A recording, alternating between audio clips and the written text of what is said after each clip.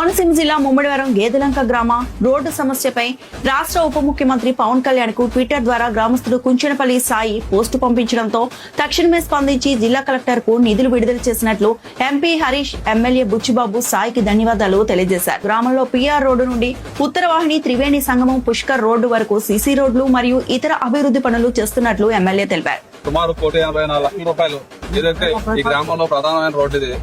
మరి పుష్కరాలకి బాగా ఉపయోగపడే రోడ్డు.